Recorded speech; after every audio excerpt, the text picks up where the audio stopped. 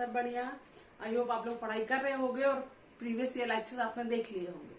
तो अगर आपने प्रीवियस ईयर लेक्चर देख लिए हैं तो पता चल गया होगा कि लास्ट लेक्चर में बैलेंसिंग ऑफ केमिकल इक्वेशन पढ़ी थी हमने, राइट। उसके सारे क्वेश्चन कर लिए, ठीक, वेरी गुड।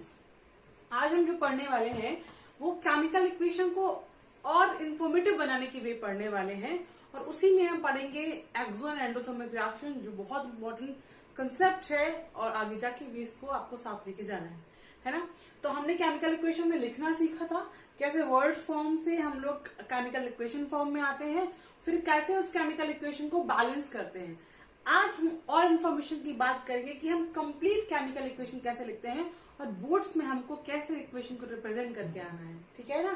तो रिप्रेजेंट करने के लिए इन्फॉर्मेशन बताने के 3 वे और होते हैं। क्या कि आपने जो भी आटम, एलिमेंट या मॉलिक्यूल लिखे हैं उनकी फिजिकल स्टेट, उनकी क्या करना है, फिजिकल स्टेट मेंशन करना है। किसकी? रिएक्टेंट एंड प्रोडक्ट की, physical state of reactant and product, है ना। इनका मेंशन करना है। जैसे मैंने आपको बोला था कि मैं आपको लास्ट में पे बताऊंगी सॉलिड, लिक्विड, गैस कब कहां कैसे लिखते हैं, ठीक है ना बच्चा। उसके बाद क्या करना है, आपको हीट एनर्जी के बारे में इंफॉर्मेशन देनी है, ठीक है। हीट एनर्जी में ही हमारा कंसेप्ट आएगा एक्सो एंड एंडोथर्मिक रिएक्शन, ठीक है ना बेटा। थर्ड आता है कंडीशन ऑफ रिएक्शंस। आपका जो रिएक्शन हुआ है वो किस कंडीशन में हुआ है, टेम्परेचर लिया है, प्रेशर लिया है, कैटलिस्ट लिया है, तो आप एरो के ऊपर उन चीजों को मेंशन करते हो। वो भी एक इन्फॉर्मेशन होता है केमिकल इक्वेशन का।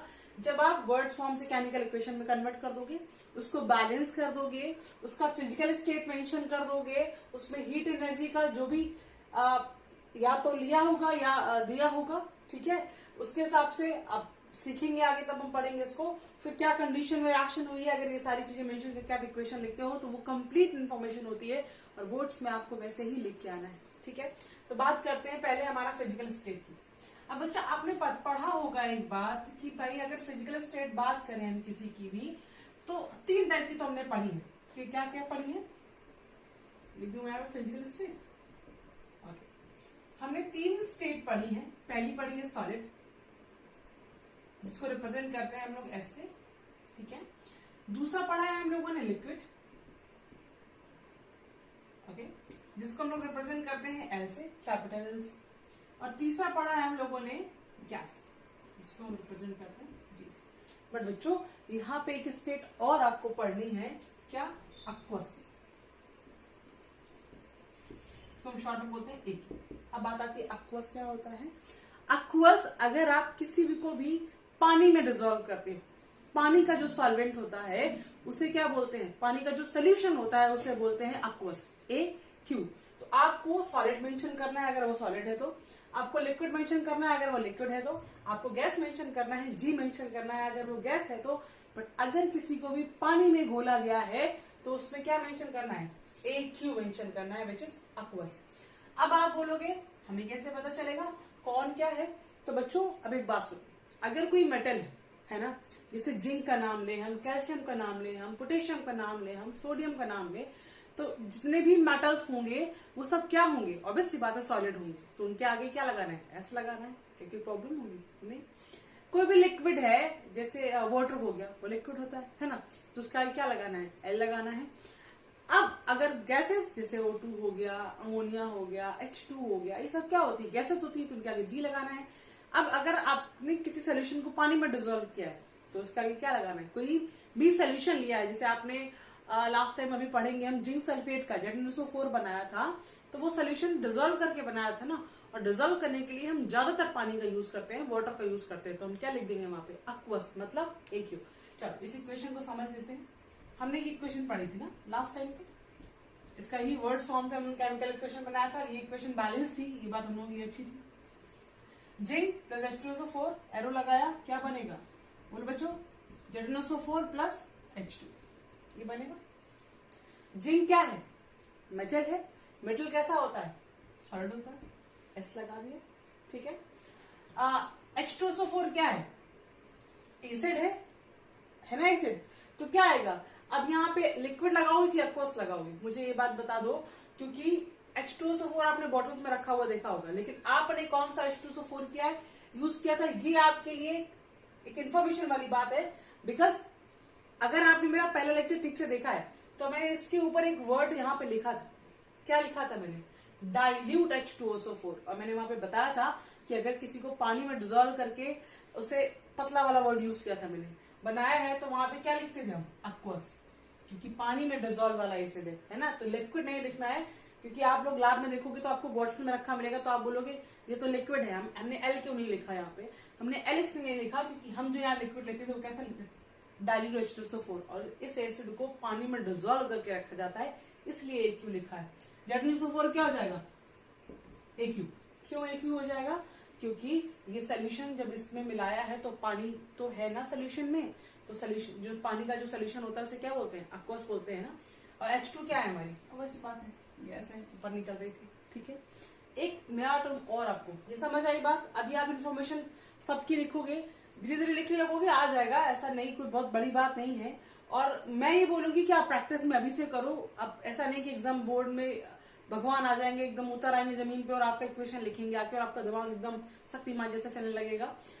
ऐसा कुछ नहीं होने वाला है। आपको प्रैक्टिस डेली डेली करनी है ताकि आपकी हैबिट में आ जाए, और जो आपकी प्रैक्टिस में रहेगा वही आप बोर्ड की कॉपी में लेके आते हो। तो आप जब भी कभी केमिकल इक्वेशन लिखो, अभी धीरे धीरे प्रैक्टिस करो, आप वैसे ही लिखना शुरू करो। वर्ड फॉर्म में लिखो, फिर उसकी इन्फॉर्मेशन लिखो, फिर उसके नेम लिखो। यहाँ पे जैसे केमिकल इक्वेशन लिखने के लिए आपको यहाँ पे नेम भी लिखने होते हैं। ये क्या है? जिंक मेटल है। ये क्या है? सल्फ्यूरिक एसिड है ना। ये क्या हो गया? जिंक सल्फेट हो गया, प्लस हाइड्रोजन गैस हो गया। क्लियर है? तो आपको ये भी लिखना है, इसके नीचे नेम लिखना है, उसका स्टेट लिखना है, तब आपकी केमिकल इक्वेशन पूरी होगी और बोर्ड्स में अच्छे नंबर मिलेंगे आपको इससे। अब एक नया टर्म और आता है। क्या? कभी कभी क्या होता है, आपको एक इनसॉल्युबल प्रोडक्ट मिल जाता है। क्या मिल जाता है बच्चों? इनसॉल्युबल प्रोडक्ट, जिसको आपने 9th में पढ़ा होगा, प्रेसिपिटेशन पढ़ा था।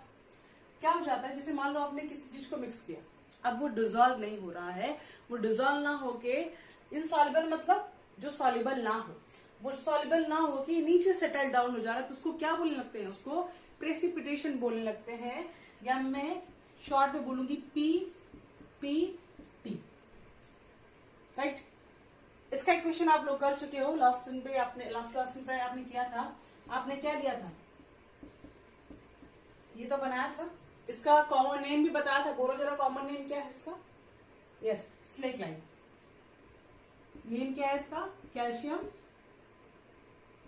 Hydroxide. Right? Calcium hydroxide. OH2 क्यों है? क्योंकि कैल्शियम 2+ में मिलता है, OH के ऊपर 1 नेगेटिव होता है, तो 2 नेगेटिव चाहिए थे इस कैल्शियम को बैलेंस करने के लिए, इसलिए 2 OH आए हैं। ठीक है बात?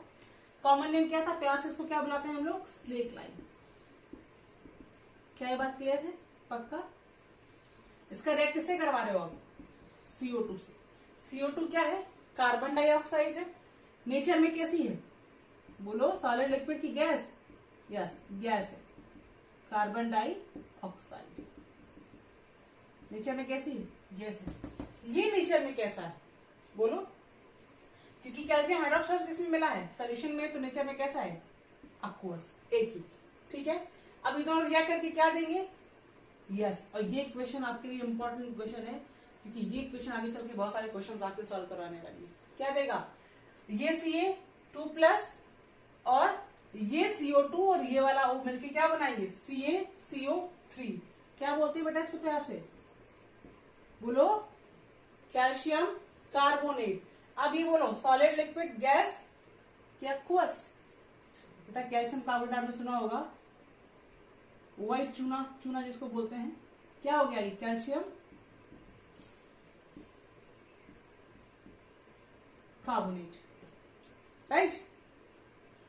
अब ये क्या मिला आपका? White PPT। सफेद होता है व्हाइट PPT। व्हाइट PPT लिखने का मतलब है कि ये जो है वो पानी में सॉल्युबल नहीं है, वो नीचे प्रेसिपिटेट हो जाता है। राइट? तो कैल्शियम कार्बोनेट क्या हो जाएगा? सॉलिड इन नेचर, क्योंकि सॉलिड है, पानी में नहीं घुला है तो एक्वस नहीं है। राइट? सॉलिड है। और व्हाइट PPT है, इसलिए मैंने यहाँ पे क्या लिखा है, प्रेसिपिटेट की जगह मैंने पीपीटी लिख दिया। आप हर जगह व्हाइट प्रेसिपिटेट नहीं लिखोगे, बार बार इतना बड़ा नेम आपको पीपीटी में लाया तो लिख लोगे। और ये क्वेश्चन आपके लिए इंपॉर्टेंट है। बचा क्या लास्ट में, बोलो बच्चा, क्या ऐसा रह गया? आपने लास्ट टाइम में बैलेंसिंग सीखी थी, तो क्या क्या बचा है? देखो, आपने 2 ऑक्सीजन ले ली, यहाँ पे कितने, 3 ऑक्सीजन, दैट मीन यहाँ से 1 ऑक्सीजन ले चुके हो। अभी क्या बचा, क्योंकि OH 2 है, मतलब 2 ऑक्सीजन है, 2 हाइड्रोजन है, 1 ऑक्सीजन आपने यूज कर लिया है, तो क्या बनेगा, H2O, वाटर। नेचर में कैसा होता है, लिक्विड। वाटर को एक्वस नहीं लिखना है, किसी कोई भी चीज पानी में घोली गई तो वो एक्वस है, सिर्फ वाटर है तो भाई वो लिक्विड ही है, ठीक है ना। क्या है ये, वाटर, ठीक है। बस ये क्वेश्चन आप लोग याद कर लो, क्योंकि ये क्वेश्चन आगे इंपॉर्टेंट है। क्या किया है आपने, कैल्शियम हाइड्रोक्साइड लिया है जिसका कॉमन नेम स्लेक लाइम है, plus CO2 which is carbon dioxide gives CaCO3 which is solid in nature, white PP देता है, व्हाइट कलर का होता है, नीचे सेटल डाउन हो जाता है और पानी अलग हो जाता है, वाटर मॉलिक्यूल अलग हो जाता है। ये क्या है, आपका फिजिकल स्टेट रिप्रेजेंट करने का तरीका है। अब सेकंड जो आएगा वो आएगा हमारा क्या, हीट एक्सचेंज वाला, जिसमें बहुत इंपॉर्टेंट डायरेक्शन पढ़ेंगे नेक्स्ट सेकंड पार्ट की तरफ, विच इज हीट चेंज। अब देखो बेटा, जब हीट चेंज होगी तो 2 वे से चेंज होगी। कैसे, या तो हीट रिलीज होगी, जैसे माना मैंने एक ही सिस्टम है ना बेटा, सिस्टम में कुछ रिएक्शन हो रहा है और वो क्या कर रहा है, हीट को बाहर की तरफ छोड़ रहा है। तो यहाँ क्या हो रही है, ये जो सिस्टम है जहां पे आपका रिएक्शन हो रहा है या कुछ भी हो रहा है, यहां से हीट बाहर निकल रही है, तो हम क्या बोलते हैं कि ये हीट रिलीज हुई है, ठीक है। अब एक और सिस्टम ले लिया सिमिलर। अब क्या कर रहा है, यहाँ जो केमिकल रिएक्शन हो रही है उसे होने के लिए हीट की नीड है या हीट की जरूरत है, तो वो हीट कहां से लेगा, वो हीट बाहर से लेगा। तो वो क्या करेगा, हीट को एब्जॉर्ब करेगा, करेगा कि नहीं करेगा, तो वहां क्या हो जाएगा, हीट एब्जॉर्ब हो जाएगी। क्या ये बात क्लियर? अब सुनो बच्चा, एक्सो एंडो, यही बस मेन मैं बोलूं कि टॉपिक यही है कि अगर हीट रिलीज होती है कहीं से, अगर कहीं से हीट रिलीज होती है तो उसे बोलते हैं कि वहां एक्सोथर्मिक फिनोमेनन हुआ है या एक्सोथर्मिक रिएक्शन हुई है। और अगर कहीं पे हीट एब्जॉर्ब होती है तो वहां पे एंडोथर्मिक रिएक्शन। इनको एक बेसिक एग्जांपल लेके समझते हैं जो हम डेली यूज में देखते हैं। कैसे, आपने देखा होगा, इसमें तो बहुत आप लोग कर रहे होंगे, क्या कर रहे होंगे, पानी से आइस बना रहे होंगे, है ना। तो क्या होता है, लिक्विड से जब सॉलिड में कन्वर्ट होता है तो इस फिनोमेनन को क्या बोलते हैं, फ्रीजिंग बोलते हैं ना। हम बोलते हैं कि ये फ्रीज हो रहा है। तो जब लिक्विड से सॉलिड में जाएंगे तो पार्शियल कुछ वीक बॉन्ड का फॉर्मेशन होता है, मतलब नए बॉन्ड बनते हैं और वो मॉलिक्यूल और पास पास आते हैं। तो लिक्विड से सॉलिड में कन्वर्ट होने के लिए वो क्या करेगा, अब सोचो आप कि एक मॉलिक्यूल ये है और एक मॉलिक्यूल ये है, दोनों की अपनी अपनी एनर्जी है, ठीक है, और वो पास पास नहीं आ रहे हैं। लेकिन आप जब इन 2 मॉलिक्यूल को पास पास लेके आओगे तो ये अपनी एनर्जी को रिलीज करेंगे, तभी तो पास पास आएंगे। बात समझ आ रही है, अपनी एनर्जी को रिलीज करेंगे तभी तो ये पास पास आएंगे। तो जब ये रिलीज करेंगे तो एनर्जी क्या हुई, बाहर गई ना, तो हीट रिलीज हुई ना, तो क्या हो जाएगा, जब पास पास आएंगे तो लिक्विड सॉलिड में कन्वर्ट हो जाएगा। सिमिलर फिनोमेना कंडेंसेशन होता है। कंडेंसेशन में क्या होता है, वेपर लिक्विड में कन्वर्ट होता है। जैसे आपने देखा होगा, जब भी कभी आप पानी गर्म करते हो, है ना, आप वो जो पॉट होता है भगोना, उसमें पानी रखते हो और देखना अगर उस पानी के ऊपर आप पॉट के ऊपर कैप लगा दो, उसका ढक्कन लगा दो, प्लेट रख दो और फिर गैस जला के उसके टेम्परेचर को हाई करो, फिर गैस बंद कर दो, तो आप देखोगे जब आप प्लेट हटाओगे तो उस प्लेट के नीचे कुछ वेपर्स, कुछ ड्रॉप्स बनी रहती हैं, है ना, पानी की बूंदें अक्सर देखते होगे आप, रहती हैं।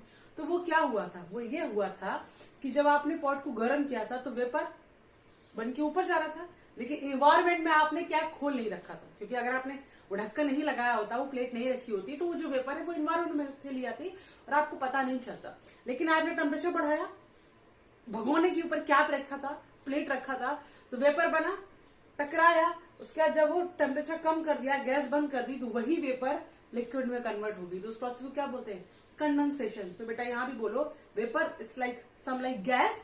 तो गैस कहाँ आ रही है, लिक्विड में, तो वेपर लिक्विड में आ रहे हैं। अगेन कुछ पार्शियल बॉन्ड बने होंगे, दैट मीन्स सिंपल है कि वहां पे भी एनर्जी रिलीज हुई होगी, लाइक जैसे फ्रीजिंग में हुआ था वैसे कंडेंसेशन में होगा, ठीक है। तो ये जो प्रोसेस आते हैं दोनों, फ्रीजिंग एंड कंडेंसेशन, कहाँ आते हैं, एक्सोथर्मिक में, क्योंकि आपको बॉन्ड को पास पास लाना होता है और बॉन्ड को पास पास लाने के लिए एनर्जी रिलीज होती है, और जहां पे एनर्जी रिलीज होती है वो क्या होता है, एक्सोथर्मिक होता है। एंडो की बात करते हैं, मेल्टिंग ऑफ आइस। उल्टा कर लो बात, मेल्टिंग ऑफ आइस में क्या होगा बेटा, देखो आप आइस को निकालो और बाहर रख लो। जब आपने आइस को बाहर निकाल के रखा तो वो सॉलिड थी, उसको छोड़ दो कुछ टाइम बाद, तो आप देखोगे वहां पे क्या हो जाता है, वो मेल्ट होकर वाटर में कन्वर्ट हो जाती है। तो जैसे हम बोल रहे थे कि अगर लिक्विड सॉलिड में जाए तो एक्सोथर्मिक रिएक्शन, क्योंकि मॉलिक्यूल को पास पास आना है, हीट रिलीज होनी। सिमिलरली इसी का तो उल्टा मेल्टिंग हो गया, सॉलिड लिक्विड में कन्वर्ट हो रहा है। जैसे मैं अगर यहाँ पे आपको लिखूं, अगर लिक्विड सॉलिड में गया तो क्या हो जाता है बेटा, फ्रीजिंग, राइट। और अगर इसी का उल्टा हो गया तो क्या हो जाएगा, मेल्टिंग। तो जब लिक्विड सॉलिड पे गया तो बॉन्ड पास पास आ रहे थे, एनर्जी रिलीज हो रही थी, हीट रिलीज हो रही थी, तो कहां जाएगी, बाहर, रिएक्शन एक्सोथर्मिक। लेकिन अगर सॉलिड से लिक्विड आ रहा है, दैट मीन बॉन्ड क्या हो रहे हैं, फिर से ब्रेक हो रहे हैं, फिर से वो मॉलिक्यूल दूर दूर जा रहे हैं। तो अब एनर्जी क्या जरूरत पड़ेगी, उसे एनर्जी की जरूरत पड़ेगी दूर दूर जाने के लिए, क्योंकि पास आने के लिए उसे एनर्जी रिलीज की थी। तो जो वापस से दूर आने के लिए उसे वापस से वही एनर्जी चाहिए होगी जो उसने रिलीज करी थी दूर जाने, पास आने के लिए। क्या ये बात क्लियर है, फिर से बोलूं, ओके। अगर लिक्विड सॉलिड में जा रहा था, मॉलिक्यूल पास पास आ रहे थे, मॉलिक्यूल पास पास आने पे एनर्जी रिलीज कर रहे थे और रिएक्शन हो रही थी एक्सोथर्मिक। जब वही सॉलिड लिक्विड में कन्वर्ट हो रहा है तो वापस उन्हें दूर दूर जाने के लिए वही एनर्जी की नीड पड़ेगी जो उन्होंने पहले रिलीज की थी। रिएक्शन क्या हो जाएगी, एंडोथर्मिक। एक टॉपिक इधर गया, अब इसको रिलेट करते हैं टेम्परेचर से। कैसे रिलेट करेंगे टेम्परेचर से, अब एक बात बोलो, आपने सुना होगा, इवन देखा भी होगा, फील भी किया होगा, जब ओला गिरते हैं, राइट, हेलस्टॉर्म, राइट। तो जब ओला गिरते हैं तो आप फील करते हो कि ओला गिरने के बाद ठंड लगती है ना, टेम्परेचर जो हो जाता है पहले से डाउन हो जाता है। ऐसा क्यों होता है कि ओले गिरने के बाद जो टेम्परेचर होता है वो डाउन हो जाता है। अगर इसका आंसर पता है तो वो भी कमेंट में लिखो, नहीं पता है तो वीडियो को आगे देखो, आंसर मिलेगा। क्या होता है बेटा, ओला क्या है, सॉलिड, अरे आइस के तो पीसेस होते हैं ना उसमें, जब वो बारिश में आए और गिरे तो ऐसा तो होता नहीं है कि ओले वहीं के वहीं पड़े रहे, वो सॉलिड वाला पार्ट वहीं पड़ा रहे, वो मेल्ट होकर लिक्विड में कन्वर्ट हो जाते हैं। जैसे ही गिरेंगे कुछ टाइम बाद वो वाटर बन के आएगा। अब एक बात बोलो, जब मेल्टिंग ही तो हुआ, ओला पानी में कन्वर्ट, ओला वाटर में कन्वर्ट। अब एक बात सुनो, जब मेल्ट होना था तो उसे हीट की नीड थी, वो क्या कर रहा था, हीट एब्जॉर्ब कर रहा था, है ना। जब वो हीट एब्जॉर्ब कर रहा था तो क्या करेगा, वो बाहर का टेम्परेचर को डाउन कर देगा। क्यों, क्योंकि वहां से हीट ले रहा है। अब ये बात समझना कि आप हीट से टेम्परेचर कैसे कोरिलेट कर रहे हो। एक रियल लाइफ एग्जांपल लेके समझते हैं। जैसे लॉकडाउन में क्या हो रहा है, हम सब घर में है ना, पहले हम सब दूर दूर थे तो किसी से कोई मतलब नहीं था, अब हम सब घर में हैं तो सब क्या है, सब पास पास है। अब घर में जब है, पास पास है, तो क्या हो रही है, लड़ाइयां हो रही है, हो रहा है, मॉलिक्यूल पास पास आ रहे हैं तो लड़ाई हो रही है।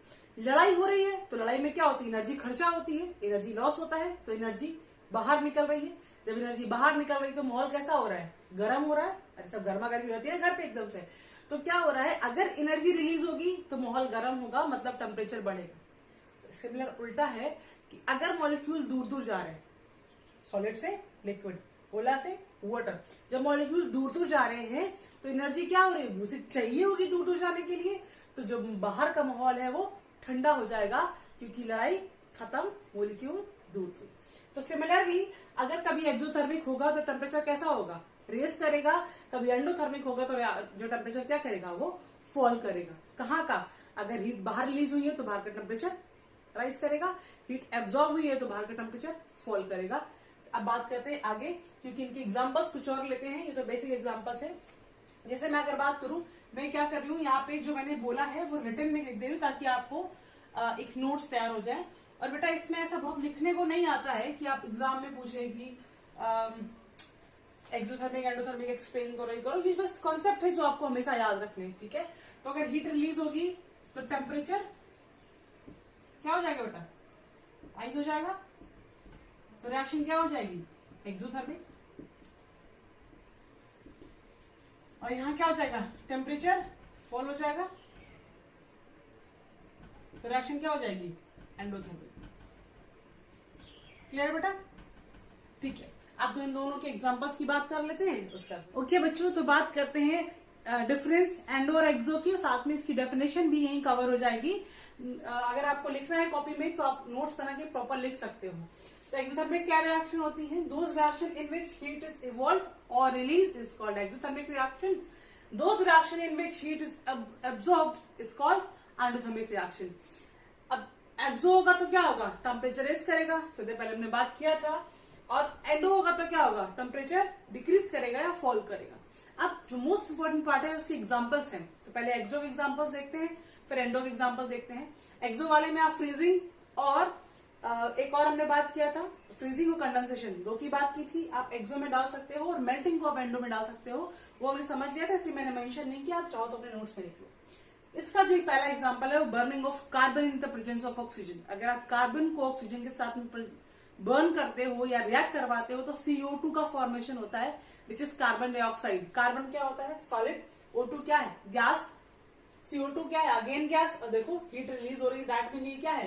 एक्सोथर्मिक रिएक्शन है।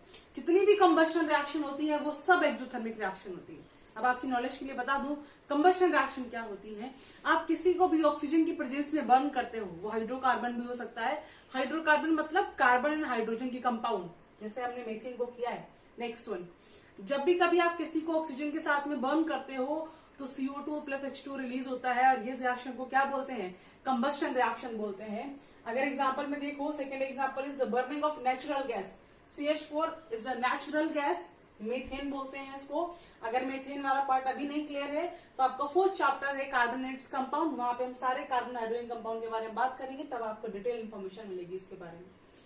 ऑक्सीजन के साथ में रिएक्ट करवाया है, देखो CO2 H2 निकला है, हीट क्या हुई है? इवॉल्व हुई है। That mean it is example of the exothermic reaction. Clear? ये कंबशन रिएक्शन थी, दैट मीन और combustion reaction of exothermic in nature. अब ध्यान रखना, कभी आपसे इस चैप्टर में अगले चैप्टर में पूछे कि जितने भी कंबशन रिएक्शन कैसी होती है, एक्सो एंड ओ बोथ नन, तो क्या हो जाएगा? एक्सोथर्मिक। आपको पता है कि जो आपका 10th का न्यू पैटर्न आया है उसमें ऑब्जेक्टिव भी इन्वॉल्व है, तो आपको जो अपनी प्रिपरेशन करनी है वो ऑब्जेक्टिव पॉइंट ऑफ व्यू से भी करनी है। और इसके पहले हमारे पास कोई पैटर्न अवेलेबल नहीं है, राइट। अभी तक जो पिछले बार आए थे उसमें बहुत ज्यादा सैंपल पेपर में भी हमारे पास उतना कंटेंट नहीं था समझने के लिए, तो आपको जो पढ़ना है वो डीपली पढ़ना है। ताकि अगर ऑब्जेक्टिव से क्वेश्चन पूछे तो वो भी आप कर लो, ट्रू एंड फॉल्स पूछे वो भी कर लो, और अगर जैसे आप आगे जाओगे पैसेज आएंगे वगैरह आएंगे तो उसमें भी कर लो। तो आपको जो नॉलेज रखना है वो पूरा पक्का रखना है, राइट। सिर्फ रट्टाफिकेशन नहीं काम आएगा, बिल्कुल भी नहीं काम आएगा, तो इवन बोर्ड्स में भी नहीं। Okay, last one is respiration. अब बच्चों बताओ रेस्पिरेशन क्या होता है? बायोलॉजी में आप लोग, बायोलॉजी सेक्शन में आप लोग बहुत अच्छे से पढ़ रहे होंगे या पढ़ोगे, और नहीं भी अगर पढ़ा है तो आप बचपन से हम सुनते चले आ रहे हैं कि हम O2 लेते हैं, CO2 छोड़ते हैं, O2 लेते हैं, O2 इनटेक, CO2 रिलीज या आउट करते हैं। तो वो क्या है? ये प्रोसेस ही तो रेस्पिरेशन है। मतलब हम O2 लेते हैं, हमारी बॉडी में O2 अंदर जाता है और ग्लूकोज के साथ में रिएक्ट करता है। ग्लूकोज का फॉर्मूला क्या होता है? जल्दी बोलो। Yes, C6H12O6 is a glucose. Glucose react with O2, release CO2 and water plus heat. Heat निकल रही है, राइट हैंड साइड में लिखिए, that it is also example of the exothermic reaction. तो ये रेस्पिरेशन की इक्वेशन लिखिए, ग्लूकोज C6H12O6 अक्वस होता है, glucose react with 6 oxygen, reaction balance भी लिखिए यहाँ पे, इसलिए 6 लगाया गया। Oxygen give carbon dioxide, water and heat. Okay, इतने मोस्ट कॉमन एग्जांपल थे एक्सो के। Melting, freezing and condensation also add कर सकते हो आप इसमें। बात करते हैं एंडोथर्मिक रिएक्शन की। Heat evolve is endothermic reaction, temperature fall होगा। एग्जांपल में पहला एग्जांपल है, अगर आप N2 nitrogen gas react with O2 oxygen gas gives 2NO nitrogen monoxide which is also a gas. तो ये कैसा है? एंडोथर्मिक रिएक्शन है। ये क्या है? एंडोथर्मिक रिएक्शन है। क्यों? क्योंकि हीट कहाँ लिखा है? राइट हैंड साइड पे और रिएक्टेंट वाले साइड पे। Next example is all decomposition reaction is endothermic reaction. इस पॉइंट को महा इंपॉर्टेंट डाल लो, बिकॉज जो अगला टॉपिक आएगा वो आएगा डीकम्पोजिशन रिएक्शन, और ये डीकम्पोजिशन रिएक्शन बोर्ड्स के लिए इतना इंपॉर्टेंट है कि अगर इस चैप्टर में बात करें तो ऑलमोस्ट हर क्वेश्चन में ये वाला टर्म जरूर पूछ लेता है। तो आपको इतना जरूर पता होना चाहिए कि decomposition reaction endothermic in nature होती है। अब डीकम्पोजिशन रिएक्शंस क्या होती है थोड़ा सा हिंट देते हैं, बाकी अगले लेक्चर में पढ़ेंगे। जब भी कभी किसी मॉलिक्यूल का ब्रेकडाउन होता है, जब भी कभी किसी मॉलिक्यूल का ब्रेकडाउन होता है तो डीकम्पोजिशन कहता है। डीकम्पोजिशन मतलब क्या? ब्रेक होना, डीकम्पोज होना। जैसे एग्जांपल देखिए, CO CO3 सॉलिड नेचर, पूरा formula calcium carbonate, calcium carbonate plus heat, that mean heat absorb की है इसने, ब्रेक हो रहा है, CaO अलग हो रहा है और CO2 अलग हो रहा है। देखो बच्चों ध्यान से, अगर इसको तोड़ोगे तो कैसे टूटेगा, Ca2 plus CO3 2 negative which is carbonate, note कर लो कहीं पे। अब इसका ऑक्सीजन एक ही ले जाएगा, एक अकेला ऑक्सीजन के ऊपर क्या होता है 2 का नेगेटिव, तो CaO बन जाएगा विच इज कैल्शियम ऑक्साइड, और यहाँ पे तो बचेगा CO2, वो अलग हो जाएगा which is carbon dioxide. Clear है, यही मॉलिक्यूल टूटा है और CO2 में ब्रेक हो गया। Next one is photosynthesis. अब आप बोलोगे मैम हमें कैसे पता, फोटोसिंथेसिस इज एंडोथर्मिक रिएक्शन। बेटा एक बात सुनो, जब भी कभी आप फोटोसिंथेसिस करते हो तो आप लिखते हो ना कि सनलाइट से हीट लिया उसने या सनलाइट की प्रेजेंस में किया, ये बात तो स्टेटमेंट में ही होती है, in the presence of sunlight. Sunlight क्या है, is also heat energy, that mean आप उस सनलाइट को लेके वो फोटोसिंथेसिस करवा रहे हो, तो सनलाइट को लेना, दैट मीन उस एनर्जी को एब्जॉर्ब करना, उस हीट को एब्जॉर्ब करना, तो हीट एब्जॉर्ब करना ही तो एंडोथर्मिक है। तो आया ना फोटोसिंथेसिस एंडोथर्मिक की कैटेगरी में, राइट। ध्यान रखना ये भी कि photosynthesis is a endothermic reaction. आप बायोलॉजी में पढ़ोगे तो जब भी कभी फोटोसिंथेसिस का नाम सुनोगे तो एक बार ये रिपीट करना कि photosynthesis is a endothermic reaction, तो ये बात याद हो जाएगी। कैसे, सनलाइट लेके। Next one is electrolysis of water. बेटा देखो इलेक्ट्रोलाइसिस ऑफ वाटर डिटेल में पढ़ेंगे अभी कुछ दिन बाद हम लोग, लेकिन फिलहाल ये समझ लो कि अगर आपका water molecule which is H2O break होता है इलेक्ट्रिसिटी की प्रेजेंस में H2 और O2 में, तो उसे बोलते हैं इलेक्ट्रोलाइसिस ऑफ वाटर। और जब ये ब्रेक होगा तो उसको ब्रेक होने के लिए भी एनर्जी चाहिए होगी, इलेक्ट्रिकल एनर्जी चाहिए होगी, दैट मीन एनर्जी को चाहिए, नीड, तो एब्जॉर्ब करेगा, और एब्जॉर्ब करेगा तभी तो ये ब्रेक डाउन करेगा, टूटेगा H2O2 में, एनर्जी लेना, दैट मीन एंडोथर्मिक रिएक्शन। तो एक बार मैं हट जा रही हूँ, आप नोट्स बना लो, इसके डिफरेंसेस भी कर लो, और decomposition reaction, photosynthesis, respiration, combustion, ये सारे याद रखना है, कौन किस कैटेगरी में आते हैं, इससे क्वेश्चन आ सकते हैं। चलो आगे बढ़ते हैं अपने नेक्स्ट टॉपिक की तरफ। देखो अभी हम लोगों ने क्या पढ़ा, कैसे फिजिकल स्टेट उसका मेंशन करते हैं, सॉलिड लिक्विड गैस। उसके बाद सेकंड पढ़ा हीट कैसे चेंज होता है एक्सो एंडो फॉर्म में। थर्ड वन इज कि जब आपका टेम्परेचर या सॉरी जब कोई केमिकल रिएक्शन हो रही है तो ऑब्वियस सी बात है कि वहां कोई ना कोई कंडीशन होगी। ऐसा तो नहीं होगा कि दो चीजें उठाई मिलाई और केमिकल रिएक्शन होगी। अगर ऐसा होता तो H2 और O2 मिलकर हमेशा हवा में तो पानी बन सकता था H2, लेकिन ऐसा नहीं होता है। दैट मीन रिएक्शन को होने के लिए कुछ नेसेसरी कंडीशन भी रिक्वायर होती हैं। अगर आप वो कंडीशन दोगे तभी वो केमिकल इक्वेशन होगी, नहीं तो हम लैब में क्यों काम कर रहे होते हैं, सारी चीजें तो मिल रही है ना, मिला देते और काम हो जाता। ऐसा नहीं है, हम कंडीशंस देते हैं। अब वही कंडीशन कैसे रिएक्शन में इंडिकेट करेंगे वो लिखना सीखेंगे हम लोग। जैसे बेटा अगर हम किसी रिएक्शन में टेम्परेचर बढ़ा रहे हैं, ठीक है, तो वहां पे कितना टेम्परेचर बढ़ाया वो मेंशन करते हैं। रिएक्शन में प्रेशर में कुछ काम लिया, प्रेशर को घटाया बढ़ाया, तो कितने प्रेशर पे इक्वेशन हुई है। जैसे मान लो कोई होता है 200 एटमॉस्फेयर पर जाता है, प्रेशर की यूनिट ATM लिखते हैं, एटमॉस्फेयर, राइट। कोई 300 में होता है, कोई 400 में होता है, तो हम रिएक्शन के ऊपर वो बात लिखते हैं कि इतने प्रेशर में रिएक्शन होगी, इससे कम प्रेशर में रिएक्शन नहीं होगी। कितने टेम्परेचर में, जैसे कोई रिएक्शन होगी तो वो 70 डिग्री सेल्सियस में हो रही है, कोई 300 में हो रही है, कोई 400 में हो रही है, कोई 1000 में हो रही है, तो हम वो चीज मेंशन करते हैं कि इस पर्टिकुलर टेम्परेचर पे ये रिएक्शन होगी, इसकी अगर टेम्परेचर नीचे होगा तो रिएक्शन नहीं होगी। अब अगर रिएक्शन को हीट चाहिए होती है तो बेटा हीट का एक साइन होता है, डेल्टा बोलते हैं इसको। अगर आपकी रिएक्शन में कहीं पे हीट आई है तो हम ये डेल्टा से रिप्रेजेंट करते हैं, ठीक है। कहीं पे लाइट आई है तो हम उसे H म्यू से रिप्रेजेंट करते हैं। ये हीट का सिंबल होता है, याद कर लें, बहुत काम आएगा आगे, और ये लाइट का सिंबल होता है, ठीक है। जैसे अगर हम पहली रिएक्शन देखें तो पोटेशियम क्लोरेट, ये एग्जांपल याद कर लें आप लोग, क्वेश्चन कई जगह काम आएगी आपके लिए।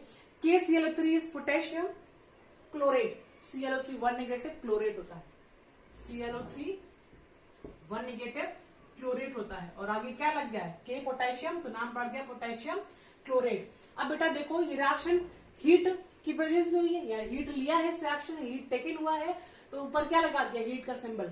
नीचे कुछ लिखा हुआ है, एक मॉलिक्यूल का नाम लिखा हुआ है विच इज MnO2। यहाँ पे ये मॉलिक्यूल जो है वो एक्ट एज अ कैटलिस्ट। अब बात आएगी कि कैटलिस्ट क्या होता है। अब सुनना बेटा, रिएक्शन के रेट को बढ़ाने के लिए, रिएक्शन के रेट को बढ़ाने के लिए कैटलिस्ट का यूज करते हैं। तो क्या करता है catalyst, increase the rate of reaction without involving in the reaction. Catalyst increase the rate of the reaction without involving in the chemical reaction। एक कॉमन एग्जांपल से लेके समझते हैं। जैसे देखना बेटा, मान लो यहां तुम खड़े है ना, और तुम्हें क्या करना है, ये पहाड़ क्रॉस करके यहां किसी से मिलने जाना है, ठीक है। अब जब आप यहां से यहां जाने की बात करते हो तो देखो पहाड़ कितना ऊंचा है ना, ऊंचा। लेकिन अगर आप क्या करो कि कोई आपका आए हेल्प करने और एक बीच का रास्ता दिखा दे आपको, क्या करे, ये बीच का रास्ता दिखा दे और आपको यहां तक पहुंचा दे, दैट मीन आपको कुछ ऐसा रास्ता मिल जाए कि बीच के रास्ते से आप यहां पहुंच जाओ, तो आपके लिए देखो रास्ता कितना कम हो गया, इतना रास्ता कम हो गया। लेकिन उसको आपसे मतलब नहीं था, वो आपके साथ इन्वॉल्व नहीं हुआ, ना वो इधर आपके साथ इन्वॉल्व हुआ, ना जिससे मिलने गया आप उससे इन्वॉल्व हुआ, बस आया, आपको अपनी गाड़ी में बिठाया और वहां जाके छोड़ दिया। तो उसने क्या किया, इस टाइम को कम कर दिया और आपके वहां पहुंचने के रेट को आगे बढ़ा दिया। तो बस यही काम कैटलिस्ट करता है रिएक्शन में। वो क्या करता है, इतने स्पेस को, which is called activation energy, अब ये बात समझ नहीं आ रही होगी आपको, लेकिन ये समझ लो कि ये जो स्पेस होता है उसे बोलते हैं एक्टिवेशन एनर्जी। कैटलिस्ट आता है और इस एनर्जी को कम करके चला जाता है और आप अपने मेन पॉइंट तक जल्दी पहुंच जाते हो। सिमिलरली जब रिएक्शन हो रही होती है तो यहां से यहां पहुंचने में, इट्स इस रिएक्शन को होने में और ऑक्सीजन के फॉर्मेशन में होने में अगर बिना इसके यूज करोगे तो 14 से 15 घंटे लगते हैं, और शायद उससे भी ज्यादा लग जाए। लेकिन जैसे आप MnO2 डालते हो, ये रिएक्शन 15 to 20 मिनट में कंप्लीट हो जाती है। और इस रिएक्शन का हम यूज करते हैं कब, जब आर्टिफिशियल हमको ऑक्सीजन बनानी होती है, क्योंकि देखो यहाँ ओवरऑल क्या मिल रहा है, ऑक्सीजन। क्योंकि अगर ऑक्सीजन की बात करें, क्योंकि हम हॉस्पिटल्स वगैरह में ऑक्सीजन का नीड होता है, अब ऐसा तो नहीं है लिया हवा से और ले लिया, ऐसा तो नहीं कर सकते ना। तो जो आर्टिफिशियल ऑक्सीजन होती है उसको बनाने के लिए हम ये रिएक्शन करते हैं और इस कैटलिस्ट का यूज करते हैं, क्योंकि जल्दी जल्दी रिएक्शन मिल जाए, तो पता चले मरीज ही मर जाए और आप बना रहे हैं कि इससे वो रिएक्शन है ना, ऐसे इतना वेट नहीं कर सकते। तो कैटलिस्ट क्या करता है, increase the rate of the reaction, आप चाहो तो बात लिख लो, increase rate of reaction without involving in chemical reaction, without involving in chemical reaction। Clear है? अगर उधर बोर्ड नहीं दिख रहा हो तो मैंने जो बोला है आप उसकी बात सुन के भी अपने नोट्स बना सकते हैं। सिमिलरली सेकेंड रिएक्शन देखते हैं। मैंने आपको बोला कि टेम्परेचर और प्रेशर भी मेंशन होता है। इस रिएक्शन में क्या किया, carbon monoxide which is also a gas react with H2 which is also a gas, hydrogen gas, 300 atmosphere, that mean pressure mention किया गया है 300 degree Celsius. Degree Celsius is a unit of temperature, that mean 300 degree Celsius दिया गया है। और जैसे बच्चों हमने ऊपर वाले में एक कैटलिस्ट का यूज किया था, वहां पे हम इसके मिक्सचर को आधा कैटलिस्ट यूज करते हैं, मतलब ZNO प्लस CrO3 डालेंगे, ये दोनों एक्ट एज अ कैटलिस्ट और क्या बना लेगा आपका मेथिनॉल। और ये इंडस्ट्रियल पॉइंट ऑफ व्यू से भी और आपके ऑर्गेनिक में बहुत अच्छा और बढ़िया कंपाउंड है, सॉल्वेंट है। 4th चैप्टर में इसके बारे में बहुत डिटेल से पढ़ेंगे कि क्यों इंपॉर्टेंट है। नाम क्या है भाई इसका, मेथिनॉल, प्यार से इसको मिथाइल अल्कोहल भी बोलते हैं। अभी टेंशन लेने की बात नहीं बच्चों, आपको रिएक्शन रटनी नहीं है, क्या पता चले लेके रटने बैठ जाओ। बस ये समझाने के लिए कि अगर आपके रिएक्शन के ऊपर कुछ पॉइंट लिखे हैं तो वो भी कोई ना कोई मतलब रखते हैं, वो ऐसे नहीं लिखे होते हैं। और आपको भी रिएक्शन में अगर किसी रिएक्शन के ऊपर temperature, pressure, heat, catalyst mention है, तो जब आप बोर्ड्स में वो चीज लेके आओगे तो क्या करना है, आपको मेंशन करके आना है। तो बच्चों आज के लेक्चर में इतना, अगले लेक्चर में हम लोग पढ़ेंगे डिकम्पोजिशन रिएक्शन, कॉम्बिनेशन रिएक्शन के बारे में, जो बोर्ड्स के पॉइंट ऑफ व्यू से बहुत बहुत बहुत बहुत बहुत ज्यादा इंपॉर्टेंट है। और आप क्या करना है, अगर आप चाहते हो कि आपको इसके लेक्चर्स की अपडेट मिलती रहे तो बेटा चैनल को लाइक कर दो, सब्सक्राइब कर दो और बेल आइकन को प्रेस कर दो, ताकि आपको नया अपडेट मिलते रहे और मैं आपसे जल्दी जल्दी मिलती रहूं। ठीक है बच्चों, ठीक है, आगे पढ़ेंगे। और आज के लिए इतना ही, मस्त रहो, बाय बाय।